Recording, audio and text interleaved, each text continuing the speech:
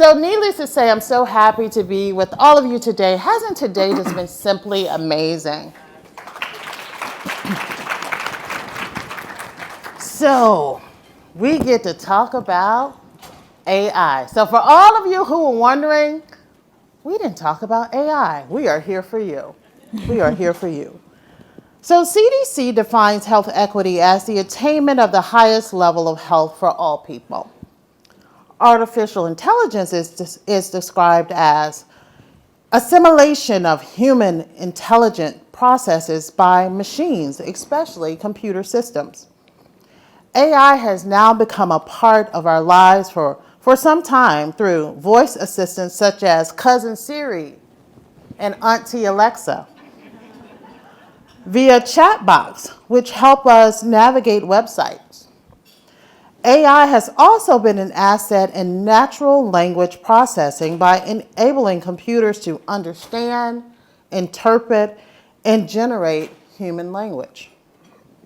Since the onset of AI, the utility has expanded, and our discussion today will build on Dr. Christopher's recommendation of opportunity framing to explore the possibilities of AI to assist racial, ethnic, geographic, disabled, and other marginalized populations achieve health equity. Our esteemed panel will introduce themselves, including their preferred pronouns, and provide their overall perspective on the powering. We talked about power earlier. So the powering health equity with AI. All right, y'all ready? Ready to go. Want to hear it? Here it goes. Kick us off. All right. Thank you very much. I'm really excited to be part of this panel. I think, as Shonta said, in recent years, AI has just become part of the mainstream, right? It's become, my mom knows what AI is, right? She's used ChatGPT and been kind of freaked out and amazed at the same time. So my name is Andrew Patricio. I'm the principal for data analytics at UnidosUS. As my colleague Rita said earlier this morning, UnidosUS, we're the largest Hispanic civil rights and advocacy organization in the US. Been around about 55 years. I started about 3 years ago with the mandate to just see how we can use technology more directly in our work, to be more innovative. And immediately data was clearly the biggest gap and biggest opportunity that we faced there. Previously, I've been doing a lot of work, or since I started there at Unidos, we did a lot of work on just foundational data, right?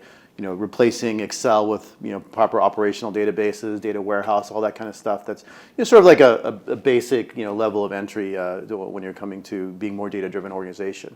I think AI, especially generative AI, it really represents a sea change in the way that we will do our work internally, but then also the way, frankly, the world will interact with technology. I have 4 kids right now, right?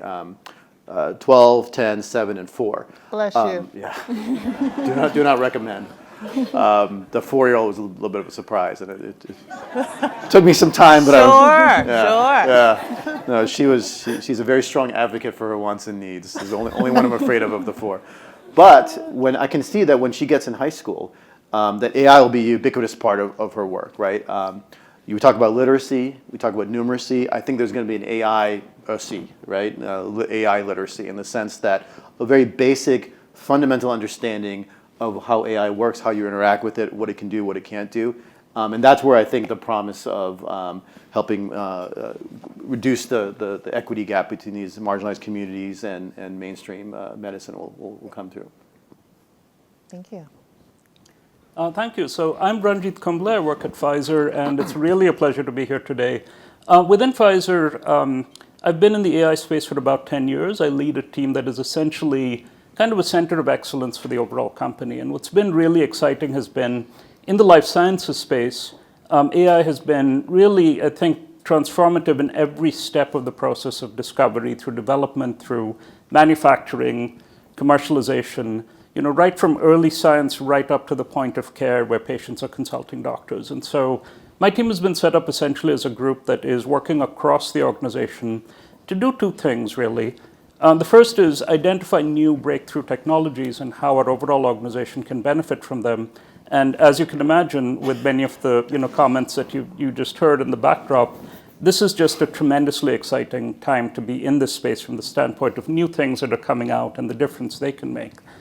But the second part is the key. The second part of the role is there is really, a need to have groups looking very carefully at the responsibility of using these methods and the consequences of using them that may be unintended, and finding ways to develop guardrails and very responsible and ethical practices as we bring these new methodologies into application. And so those are two very strong focus areas of what my team is doing. And just given those focus areas, really delighted to be here today. So thank you for the opportunity. All right, round us out, Dr. Smith. All right. My name is Dr. Walkitria Smith. I'm associate professor at Morehouse School of Medicine. I'm also the chief digital medical officer. That came about because originally I took on the role as the director of telemedicine. And so at Morehouse School of Medicine, prior to COVID, we began having a telemedicine program. We launched it in 2017, 2018. And then obviously we knew what happened with COVID. It took off. During that same period of time, I really started to delve deep into the informatics space as it relates to EHRs and innovation, and trying to figure out ways to create connectivity with the patient base, but then also try to help with our physician and mitigate burnout, because that was definitely something that came to heads during COVID, like mental health, all the things, taking care of the practitioner. And so throughout this journey, doing digs, doing bills, creating decision trees, which is a type of AI to help mitigate which way a patient should go, in person, telemedicine, I had this aha moment because I realized that throughout COVID, throughout this period of time, we were being just like inundated by the amount of companies who were seeking to work with us, partner with us, so to speak, and do all these technical things. And the aha moment was, why are they coming to Morehouse School of Medicine? Like, why am I, everybody's like throughout the middle. And what I realized was for the data, right? They need the data, and there were funds and opportunities that are out there for private companies and other companies, and so they were coming to merge with us for that intellectual property. But as one of the panelists were talking about before lunch, that stewardship, right? So they wanted to have that access because you have the access when you're able to integrate with the EHR. If you're not putting the right guardrails, as you would say, to make sure that the data isn't just freely flowing. They needed that to help build what they were building. And so realized during that period of time that the stewardship of making this a true partnership, where it's mutual benefit for the community, the patients, everyone, so their sustainability wasn't there. And so through conversations with some colleagues, was able to get some seed funding from Microsoft to establish a Center of Digital Health Equity, which we just received some funding for last year. And so part of that does have a big AI focus. It is understanding that we're going to continue to have people to come to us because, as you know, data in, data out. That's how AI works. And everyone wants to have the data of the patient population that we serve. But for me, as a provider, I have this level of responsibility, not only to provide good care, making sure that the patients, my providers have a great experience, but I also have this responsibility to make sure that this data isn't given to everyone, right? And it's used in the right format. So let me stay with you for a moment, Dr. Smith. So how can healthcare providers and leaders prepare themselves to incorporate AI in their day-to-day professional activities? I think that the way we prepare is having a seat at the table and not being afraid or steer clear of it. I think that, just human nature is if you don't understand something, you stay away from it. You're not going to necessarily evolve with the times. And you may fear that it's going to take over your position and not see it as a benefit to create a way to fill those gaps in care. I know there was a study that came out a few years ago from a primary care standpoint. In order for a primary care physician to do everything they need to do for each patient, they would have to work about 27, 28 hours for their patient panel. And so I think that the first step is to understand where we are as it relates to healthcare and how this could be a bridge to provide filling up those gaps. And so how do we do that? One is have a seat at the table. So I'm just got awarded NIH Aim Ahead Fellowship Clinique Fellowship, which takes providers from the community, those who have an interest, and just take an idea. It doesn't have to be something very robust, and I think that's part of the fear factor. I think people feel as if they don't understand technology in a very granular way, that they don't have anything to contribute, that they shouldn't have a seat. And that is a fallacy that we have to get over ourselves and get past that. It's a part of the thing with NIH is you don't necessarily have to. We're not asking anyone to be a data analyst. We're not asking you to build or anything. We're asking you to take your learned experiences from patient care and bring that to the table. And meeting the data analysts, meeting the other people at the table to say, this is the problem I'm seeing. Do you have a way to fill that gap? How can we fix that utilizing utilizing AI? So what I think I hear you saying is that there's an opportunities for providers to bring those experiences to help inform algorithm design, which we know is the greatest concern that most folks have when we have these conversations around AI. So to the panel, so how can we effectively overcome the inherent biases in some algorithms that could lead to incorrect, faulty data resulting from the use of AI? Yeah, I can start with that. I think, so I've spoken at a few general AI conferences and with a lot of mostly commercial, startups, tech firms, that kind of thing. It's always kind of, they always, I'm on a panel and you might have like someone from Lenovo or some fancy startup, and then there's me, right? The nonprofit, right? You're fancy, Andrew. Yeah, I am fancy. That's right. I got these socks on. That makes it right. But I think I think what I've tried to get across is when you talk about bias, when you talk about these algorithms or the data sets being biased, it's not about being nice to people, right? It's not about hugs and kisses and like kind of a kindness kind of conversation. It's a reality conversation, right? Bias is exactly what it sounds like. It is, here's reality and here's your skewed view of reality, right? And so, yes, it's definitely contributes to differences in equity or inequities and that kind of thing. But at the fundamental level, it is what you think of reality, Google, Amazon, Apple, Mr. Startup, is different than what reality actually is. And so even if you could be the most, hateful person in the world, right? But you're making your decisions based on a biased, an inaccurate view of reality, right? And now most people are not hateful. Most people are genuinely trying to do a good job. Most of these tech firms, right? Yeah, they're focused on the profit margin, but they're humans at the end of the day, right? And they really are trying to make good decisions rather than to be dramatic evil decisions, right? But I think if you start from that standpoint of let's find out what the biases are, let's see what has been happening in the past and correct for that. It's coming back to what reality is. And it's making your service, your tool, whatever it is, much more of an effective tool because now it's dealing with reality. So that's sort of like the tech side of it. I think the other side of it is, people in this room, my organization, it's about inclusivity, right?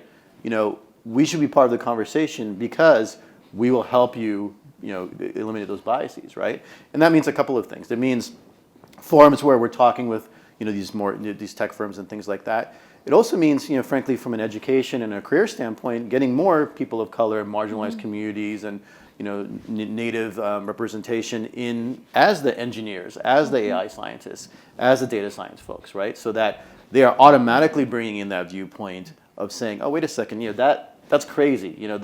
This outcome that you just predicted doesn't make any sense because that's not my grandma, right? That's not my family. That lived experience is helping you to inform that. Right, so really building off all that time that my son spends on his Xbox. That's right. And really kind of putting that to good use, right? Because They're it's already professional been Xbox predicted players, what the yeah. outcome is going to be. But they always find a way to get out of the escape room or whatever, right? So now we can actually leverage that because I think the reality is we have to reach our young people differently. And I think the event on yesterday was an eye-opening opportunity to show them that there is so much that you can do in healthcare. So now, yes, it's Xbox 360 today, But tomorrow, one of your 4 children can be the leading AI expert in the world, right? Yeah, God willing. And it all started with a video game. That's Go right. figure. Go ahead. Certainly. So I'd love to build on many of the key points, Andrew, you just made. I think when we think about where some of the flaws in algorithms are coming from, they're coming from the data itself. And the data itself is, it's not representative because of inequities that have been in the system for decades. And so there are technical ways to overcome that. There are technical ways to look at a data set, figure out where the gaps are, figure out how to correct, and create algorithms that are fair. That is something that everyone is now really making sure that they adopt and implement. But I think that's not enough. First of all, I think to your point about a seat at the table, the context about why the inequities were there in the first place, people can make many assumptions. People know pieces of the picture, but the total picture we don't know yet, right? And so fixing those inequities, addressing them, is a more complex issue, and it has to have very strong input from the medical community, right? So I think that that's a key point. The second thing is just there is a lot of emphasis on fairness, and fairness is key, but I think we have to go beyond fairness, right? Because fairness will ensure a level playing field today, but I don't think that putting a level playing field today is going to necessarily set up what we need for the future. And so we have to understand why, and we have to be able to action on why. One of the things you pointed out in your opening comment was around excitement.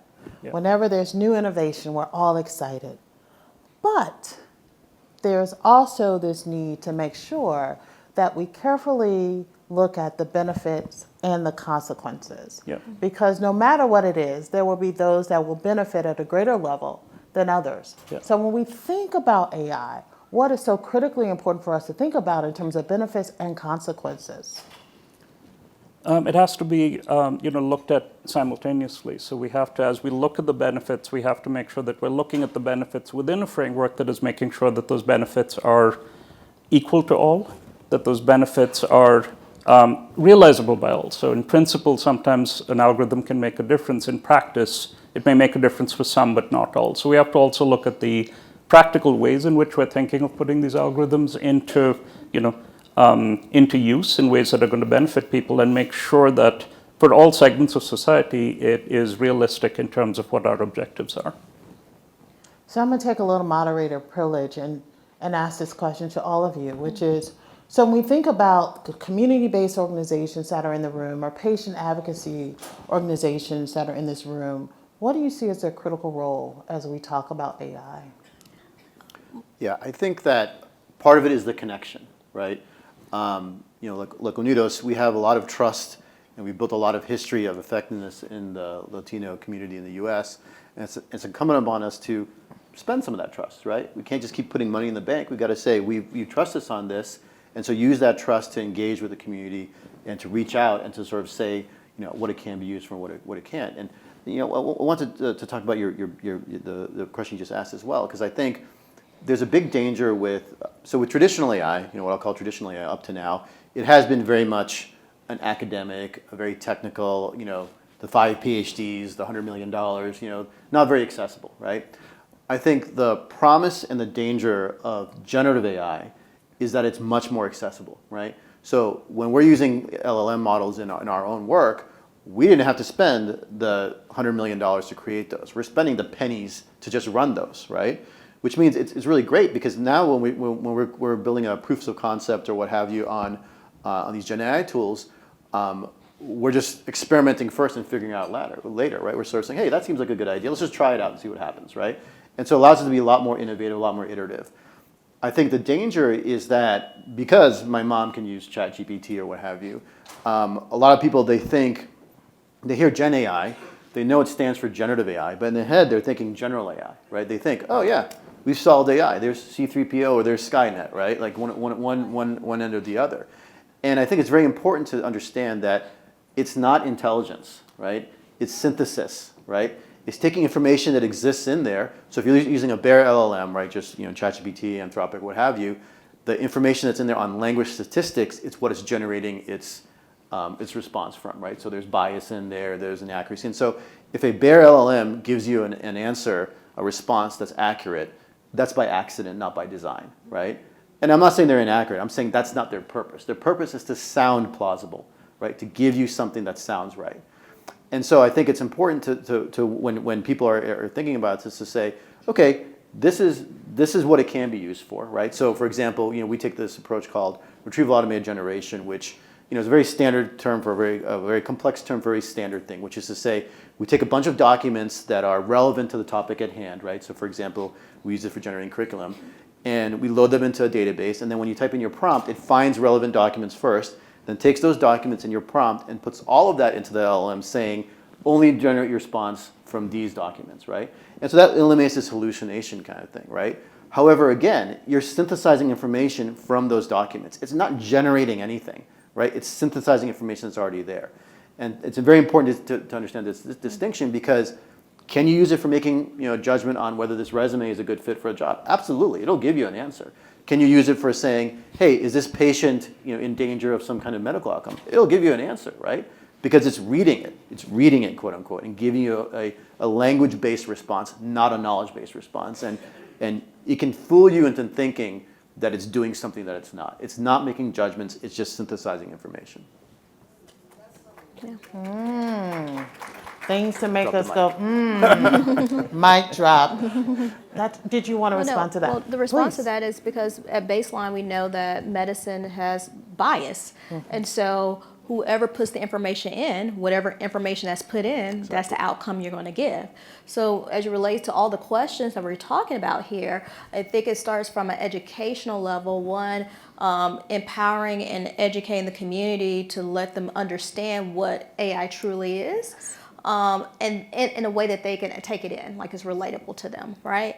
And I think the other piece is, again, this just goes back to having the right people at the table, because if we know that current state medicine is biased, how do we move the needle as it relates to AI? We're already starting out in a deficit, for lack of a better term, right?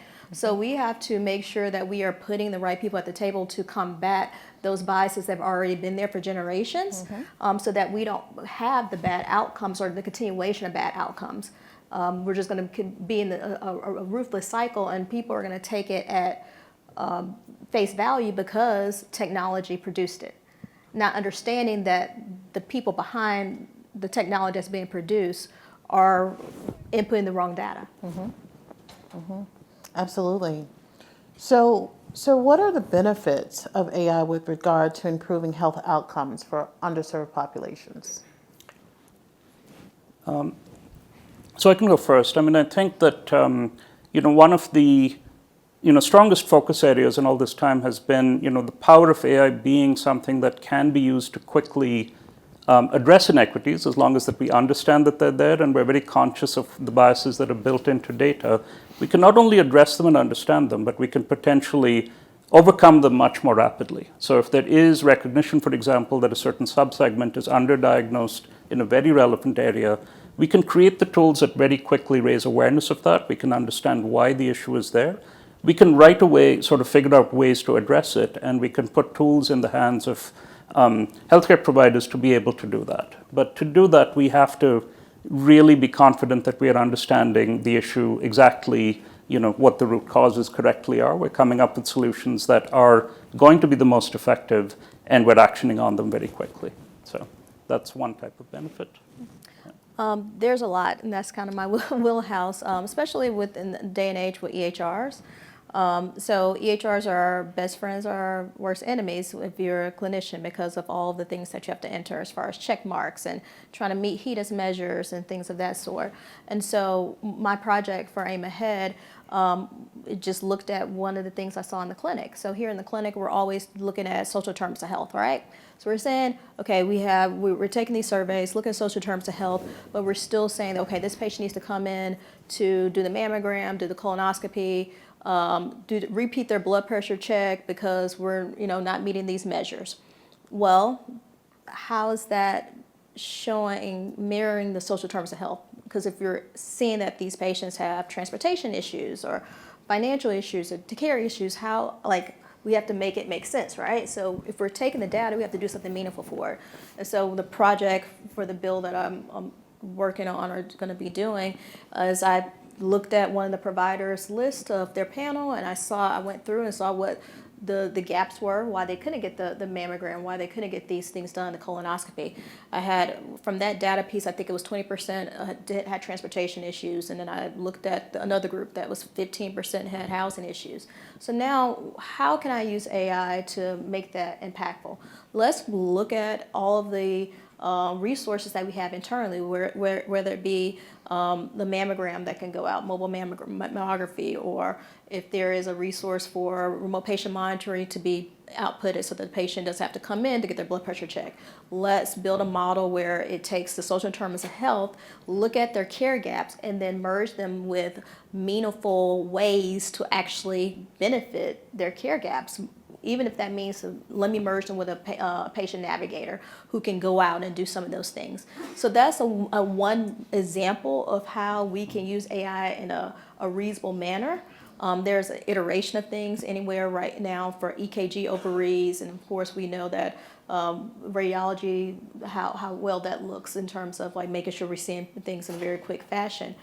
But there is an implosion of ways we can use it. The question is making sure that because medicine is so litigious and because there are so many trust issues as it relates to medicine, making sure we do the proper job of vetting so that we don't have bad outcomes. Mm-hmm.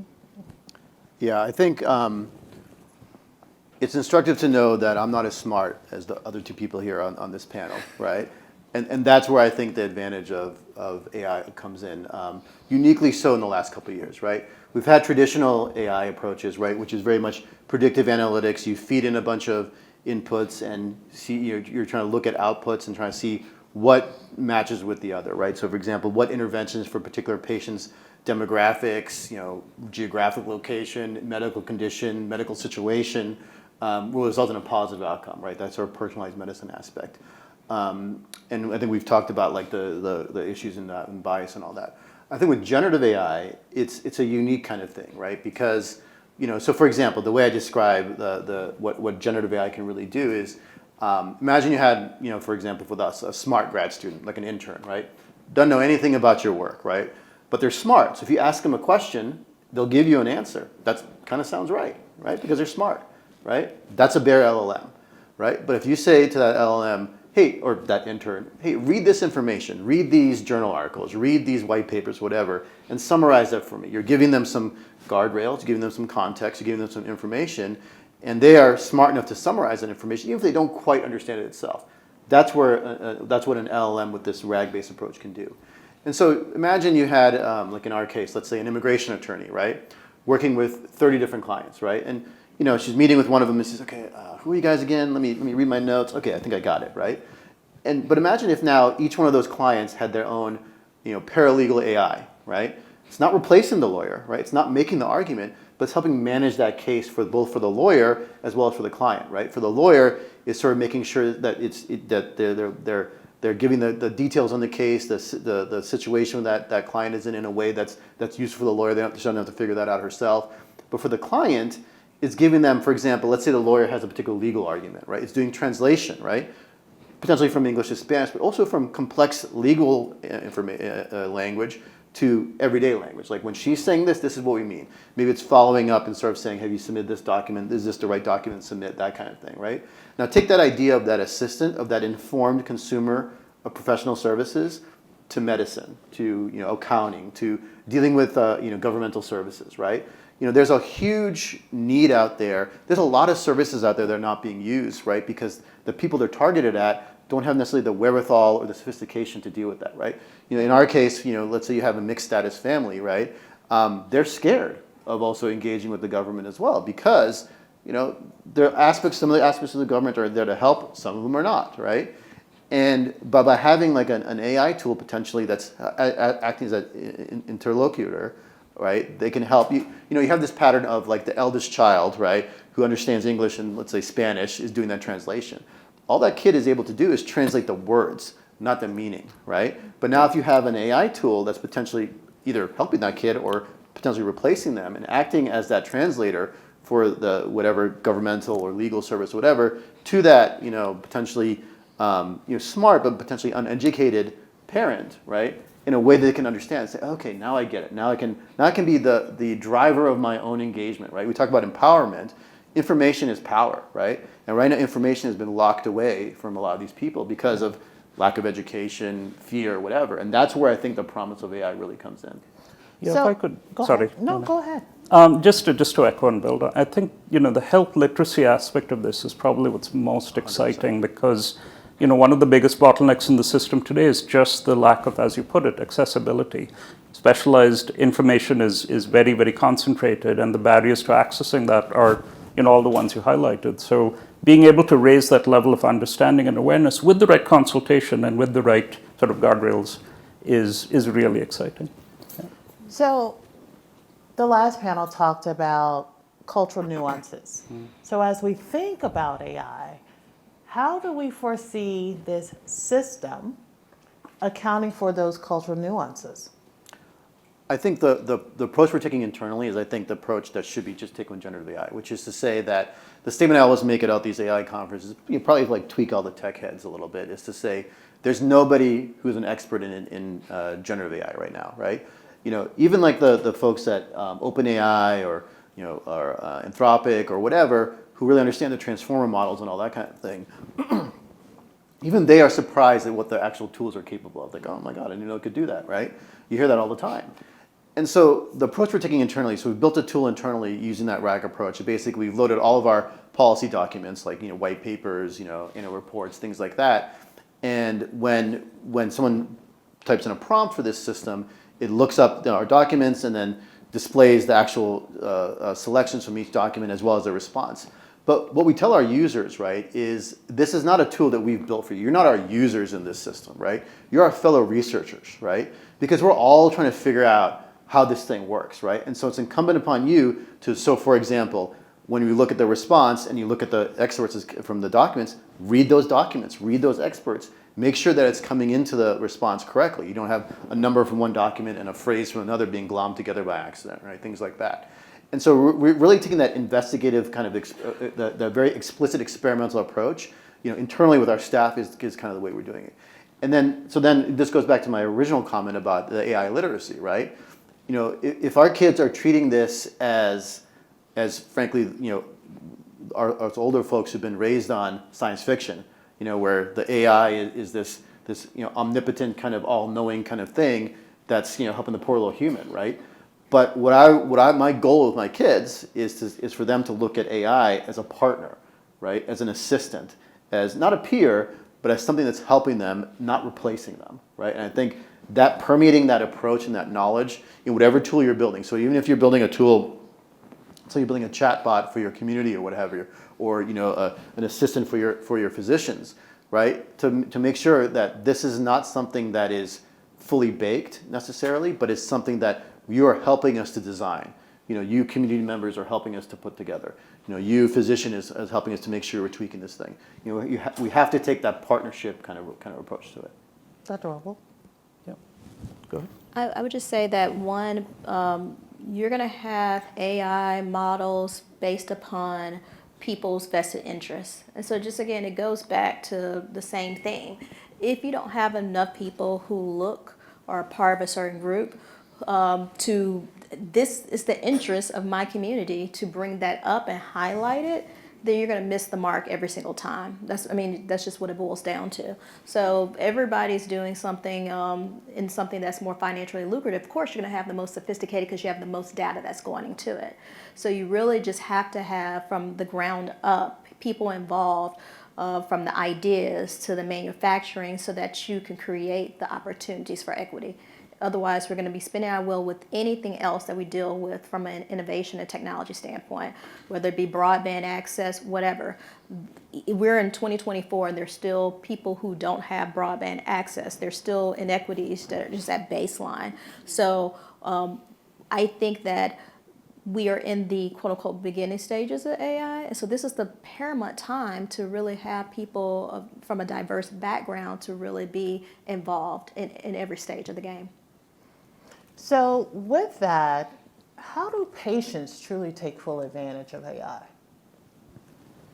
So there's a number of ways. I think the health literacy part that we just talked about is transformative, because I think what people are most curious about and most seeking right now is ways to learn, but learn in a way that is appropriately actioned on in consultation with doctors. Those extend to more specific things like symptom checkers, all different types of resources that when patients have an idea of what they want to learn more about, there are specific tools, apps, resources that can help them better understand particular spaces. And I think the third is, always wanting to make sure that there's some level of understanding of the how. So, Andrew, you talked about what these tools are really doing and how they're working. I think that making sure that anyone, as a user of any of these resources, as somebody who's benefiting in terms of health literacy, also understands how it's helping them, what it is capable of, what it isn't capable of, just so that that right perspective and context is there. I think those are a few really critical things. I think another part of it is, so a lot of the AI in medicine and other areas that have been, the work that's been done is very much on the predictive analytics, right? It's sort of looking at the outcomes and helping to advise, how you address a particular illness or what have you. But I think in terms of again, this idea of accessing data, or accessing information rather, at a more digestible way, if you apply that to preventative medicine, to maintenance, right, to health maintenance, right, I think that's where there's going to be a huge revolution, right, where you have again my kids, hopefully when they're a little bit older, they're engaging with an AI that's sort of helping them to make good nutrition decisions, right, good exercise decisions, good mental health decisions too, right, and so I think having that sort of your own personal assistant, right, that is sort of helping you on a day-to-day basis, and maybe engaging with your physician. The physician sort of says, okay, here's the exercise regime we need to do, or here's the course of medication that we need to take, and now that AI is sort of helping you with that as you go along, right? There's a little bit of that out there already, but I think that's where there's a huge promise, right? It's a huge underserved, a lot of times the way people engage with medicine is in a very kind of talk to the doctor and then go talk to them again and go talk to them again, and that in-between kind of work, right? I've been trying to exercise, I joined a gym, I haven't really been doing anything about it, right? I'm not saying AI is going to solve that, right? But at the same time, habits, right? If you have some aspect of a tool that's helping you develop good habits, I think that's where there's a lot of promise with the generative AI in particular. What are some concerns that patients should have? There's several concerns. One has to do with the privacy and the data piece, like we've all kind of discussed, because you're opting in for certain things, but the more robust our technology becomes, the more things that can integrate, the more at risk our data can be, and so making sure that's one aspect of it. Two, we are talking about health literacy, but what we have to land on is there's variability in health literacy, and so my mom, I always give the example, principal, educated, all of the things, but still, from a health standpoint, there's gaps in her understanding. And so even what is sprouted out, from Google, ChatGPT, and things of that sort, can not be something that people can really absorb it or understand it in a meaningful way and how it impacts their health. So that is one part of it, or it may tell them that they're going to die tomorrow, right? Just like everybody comes to the doctor and say, well, I Googled my symptoms, or I Googled this tracker, so that means I have cancer. I have 24 hours to live. So that is one of the things that we have to deal with. And I was actually just talking at the table about one of the additions to Epic. So Epic has bridged with Microsoft and some other key stakeholders to add some more functionality with AI, and one of them is the automatic response. So essentially, you send a MyChart message to your provider. You tell them, I have a rash. I'm going to give the same example. I had a shot last week. What it does is it looks at your chart, it synthesizes the information in terms of when you have the vaccine and what things have taken place, and then it does an automatic response, which is great. Amazing for physician, burnout, for nurses and things of that sort. But what if they give you the wrong information, right? Because they're just synthesizing, taking what is in the chart and taking the fact that you had a vaccine, and so the automatic response from that is going to be, well, the most common reaction to this vaccine is such and such. If it's not better in 24 hours, please, and so it may be something that's not related to the vaccine, maybe something else that's more harmful. that they will delay care for because the automatic response, which they assume is their provider, or at least someone who's like a proxy to the provider, gave them this response, so they're going to be okay. So those are some of the concerns that we have to get through. And maybe just to build on that, I mean, I think that second point you just made, just the transparency of why recommendations are what they are. I think if patients are concerned that AI is providing this black box kind of just thing that isn't necessarily understandable, that is going to cause a lot of concerns. It could lead to the wrong decisions, just a number of things. Patients should always expect more transparency around if a particular recommendation or course of action is sort of provided, what is the basis for that? What is some intuitive reason why that was made? And I think in the absence of that, the trust is just not going to be there. And if the trust isn't there, then the benefits don't follow. Yeah, I think I'll echo all of that and say that there's a big danger in thinking, again, that AI is intelligent, right? That, oh yeah, the system told me this, so therefore it must be right because it's a computer. It's not a fallible person, right? But that computer is created by fallible people and is loaded with fallible information, right? So just you can, there's and I'm going to prove how I'm not as smart as the other two here in a second here, but there's what do you call it? There's like some kind of evaluation that you do. Don't look at me like that because I don't want to say something wrong. But there's some evaluation you do when you arrive at the hospital, right? And again, I'm not a physician, so I can't say specifically. But the idea is you go through this checklist and get a score, right? And I found this out about a year ago that apparently if you're African American, you get a boost to that score by dint of the fact of being African American, right? And the idea is that if you get below this score, then you're in danger and you'd be admitted immediately or what have you, right? And just arbitrarily, someone decided in like 1955, right, that African Americans were more, robust in health, and so, a 5 for them is really a 7 for them. And so what was happening is you had all when you were presented with the same symptoms as someone who wasn't African American, you were rated as less critical, right? And that's in the official literature, right? This arbitrary, algorithm or whatever, right? Now you imagine you take that algorithm, then you stick it into a system, and it's like, some physician, and physicians are human as well, and so they might get lazy, and they're saying, okay, I've dealt with 50 patients today, you're 51, and so the system says this, so you're fine, right? Because the system said it, right? There's that danger of, like you said, over-relying on the system, over-relying on AI as being a magic box, right? It's not magic, right? It's an augmentation to your own human judgment, right? The other thing I think we also need to be careful of is, we talk about productivity gains with technology, right? AI is just another one of those, right? And so, we're able to do more with less, right? But then that amount you're saving, what's happening to that, right? Is that going back into the community? Is that going back into improving outcome? Or is it going into making the CEO's bonus a little bit bigger, right? I think it's really important to make sure, all of us who are part of the more public service oriented organizations to really start working together and engaging. Again, I'm not saying that these for-profit companies they're not evil. That's not what it's about, right? It's about the natural human tendency to sort of say, to be a little bit selfish about things, right? And it's not about condemning those people, but it's about being a counterweight to that, right? To sort of say, when we're saving this money, what are we doing with it? Let's engage with it and make sure that, again, going back to my original point again about reality, right? The reason why you don't want to have bias in your system, why you want to eliminate bias, is to see reality. The reason why you want to take some of that money that you would spend on your own bonus to maybe improve outcomes for a marginalized community is because that's going to benefit your company's bottom line in the long run, right? It's a short versus short term versus long term kind of outlook. The rising tide will lift all boats, but we got to make sure the water is going back into the river. And that there are boats. Right. And so we're going to turn to all of you because we just gave you AI dessert. And so we want to hear from any questions from the audience. Who knew AI could be so exciting? Over here, the right side of the room is alive in AI. She's coming with the mic. Hold your hands high. Thank you. Am I live? You're live. It was so interesting to hear your comment about AI and how these algorithms, you're talking about a non-tech person that's about to give your response. Last October, I had the occasion of attending a conference on the Council of Black Health. and an individual made the statement, they were talking about AI data. Can you hear me?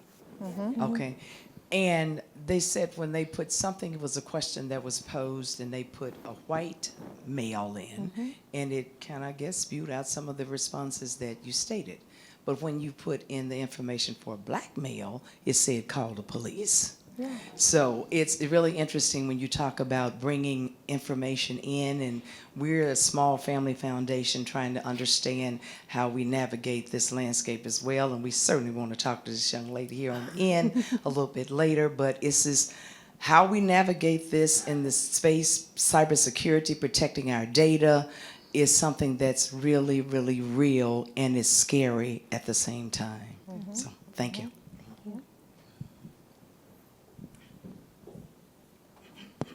Hi, thank you so much for your perspective. My name is Madhuri. I work deeply in behavioral health equity. And the reason why I wanted to raise a question to you all is I do think there is a dark movement, at least I will speak for behavioral health in particular, around capitalism and gain of AI function actually being promoted to replace a human workforce. And, you know, in psychiatry, psychology, and social work, the symptoms are invisible. And so I've been outreached a lot by a lot of startup tech companies who are saying, you know, we think we have the solution to a workforce shortage. And it is that we can create an AI-generated chatbot that people can use that, you know, if they're feeling depressed or anxious or sad, they're going to be able to reach out to this thing and it's going to help them in that very moment. And I immediately say, is it going to be able to sniff the air and find out that that person is suicidal the way that a human being who's sitting in an office can, or even in a telehealth video call can do that? So my question for you all, I think, is that the leaders that are here in this room have a huge role in actually being the advocacy of the pushback for some of that really rapid moving base of folks who are seeing it as a revenue generator and still haven't caught up to what you're all saying is true, is that we still don't know a lot about AI and we don't know what we can do with it, but it's moving fast. And so I'll say in a field like mine, which I think is in general bifurcated from broader public health and medicine, it's even more isolated because, you know, community clinics will get this outreach and it sounds really enticing. You know, when you've got turnover or workforce shortage or you're in a rural area, and someone says to you, I've got a solution to help you with your patient base. And not only with the biases, I just think as a clinician who treats people with mental health conditions, it's really scary to think about what those, and there are cases where there was gross negligence and not the right response. So how can this room counter sort of this revenue generated movement that for me actually feels really scary and very fast, especially ahead of an election that's happening in 2 weeks where you do have one candidate that is very proponent of some solutions like this because they're based in an idea of a job solution, but they're not really thinking through sort of like how many clinicians need to be part of the conversation. I mean, I think there's two aspects to that. I think one is even the folks you have right now have capacity challenges, partially because of just the need out there. Partially because of kind of the paperwork aspect of it too, right? So I think that's one thing you can do is not necessarily even focus on the clinical aspect of your clinician's work, but on the bureaucratic aspect of the clinician's work, right? And maybe have AI take care of a lot of that kind of paperwork aspect, right? So that way you'll kind of free up your folks to do more of the outreach and things like that. The other thing too is I think the fear that you are feeling, that people are feeling in general, is very real, and it's very understandable because it is an unknown, right? But it's incumbent upon us to engage with that unknown and help to define it, right? And so maybe the way we work with these like for-profit companies who are trying to look at that as a revenue generating opportunity is maybe in coalition, right? Is sort of share best practice on how we deal with taking advantage of that opportunity, because it is an opportunity, right? There is capacity shortage, there is a workforce shortage. It's a real thing, and AI can potentially help with that. But if we sort of shy away from engaging with it because we're worried about the downsides of it, then I think we're also shying away from the potential upsides of it, right? And I think the way you can do that is not by yourself, right? It's by working in coalition with other organizations that are doing similar work, maybe in other regions, and discussing together maybe rather than your organization engaging with a let's say a startup, it's a group of 5 or 6 organizations engaging with that one startup and sort of sharing that strength a little bit potentially. So I think, go ahead, please. Well, I want to add is like really being at the table as it relates to the policy component. The policies have not been formulated in a way that have trickled down to make certain mandates. We are really, to be honest with you, there are organizations that are out there that are just kind of starting to organize around how to like take on AI in a way that we can make sure that it's not predatory and that there are some ethics that are put into it. So finding out like what organizations that may be aligned in your area, I'm willing to give you some resources for that fact, and I'm in the same boat as you because that's actually one of the main startups that I get asked to look at is from a psych standpoint. I still want to like just lean into the fact that having a seat at the table, and when they come, asking, okay, well, let me partner with you. I just did this with someone recently because, as you very well laid out, there is a shortage as it relates with mental health, but it's also something that you have to be careful about how you approach it. And so one of the ways to do that is to validate the tools that they're utilizing and inputting. I did it for a company for remote patient monitoring. I told them, hey, the information that you're sending out to these patients is above their heads. So I'm going to redo everything because my patients their reading levels on a 2nd or 3rd grade. We're going to put videos. We're going to adapt the technology to fit the patient population. You can't do that if you don't meet people where they are and having a seat at a table and talking them through those processes. And just a really quick add, I think, from the standpoint, if you have a limited group of specialized people in a very subjective area that requires human expertise, yes, the notion that there will be a replacement with the machine is not a realistic one. But what might be the opportunity, and I think both my co-panelists have talked about this, is finding ways to have the more transactional work that limited group is doing taken off their plates so that they can focus and they can reach a larger number of people. And so it's more sort of empowering them, and maybe it's taking certain less specialized aspects of what they're having to spend time on, carving that out. And that might be an opportunity, and that might be the opportunity with these technology companies to say, that's the focus, not replacing our people. I think we have time for one more question. May I ask a question that might take us in a little bit of a different direction? I can see the potential of AI tools, right? I think all of us, at least to some extent, can see that. One of the questions I have is, how come, and from your experience, are discussions about ways to potentially avoid increased inequities that could be created as these tools roll out? And one of the reasons I'm interested in that is because, as you know, when new innovations tend to come out in the health equity community, what we've seen is that the people who are already doing the best tend to do even better.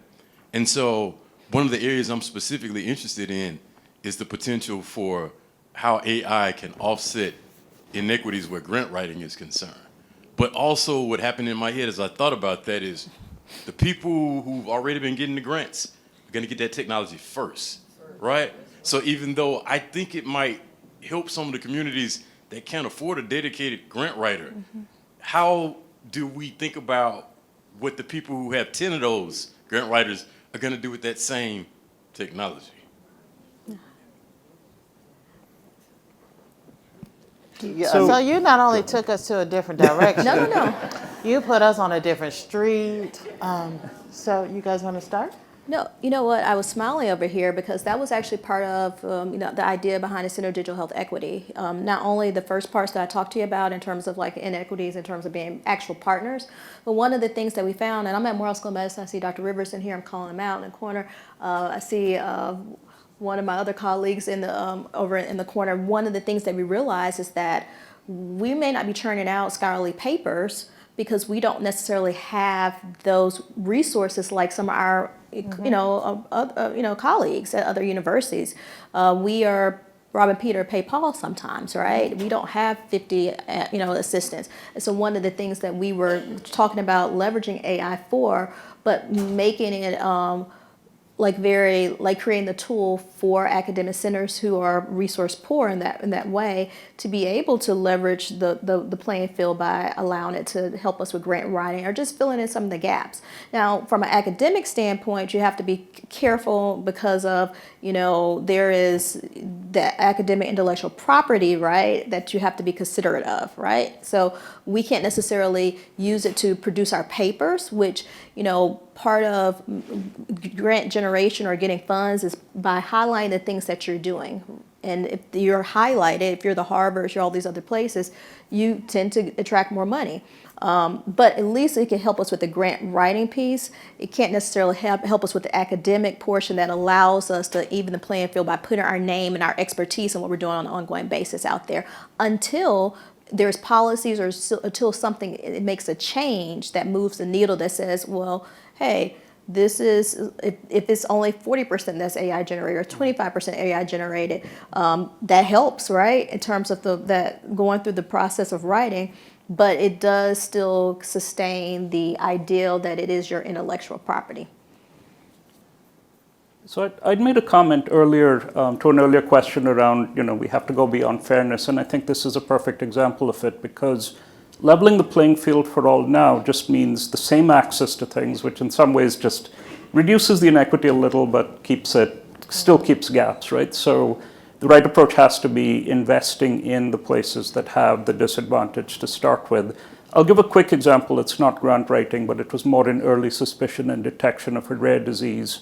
We found a very definitive set of signals that could pinpoint a rare fatal condition very, very early so that doctors could identify it, diagnose it, treat it, get to better outcomes. But the challenge was that being a rare condition, it was something that was only typically correctly diagnosed for segments that had good healthcare access. And so the way to level the playing field here meant go beyond simply making sure that all patients are correctly identified, but also to invest in those areas where the access has been traditionally not as good so that they're able to sort of make up for that gap and then get to the level playing field. So I think it's not grant writing, but it's a very similar principle. But the key is investing in the places where the gaps have historically been there. And the only thing I'll add to that is that whereas I think traditional AI, I think you can maybe make an analogy that was buying the Cadillac, right? It's a very complex kind of, you have to have a very well-defined problem. You have to have a complex skill set in terms of the resources, the PhDs, the data scientists, things like that. And you have a lot of money, right? I think the distinction with generative AI, right, because someone else has spent the money to create those models and we're just using them, I think there's a little bit more advantage. Like, you're right. At the end of the day, the people who have the resources are going to have more time to do it. However, I think the promise of generative AI is democratization of AI in the sense of some organizations or individuals without a lot of resources can still engage with it and get some benefit of it, right? And then you sort of scaffold them up. The people at the top are accelerating faster, to be sure. That doesn't mean that people at the bottom are not moving at all, right? And so I think you sort of it's still going to benefit them, and it's still a matter of engaging with it to accelerate a little bit.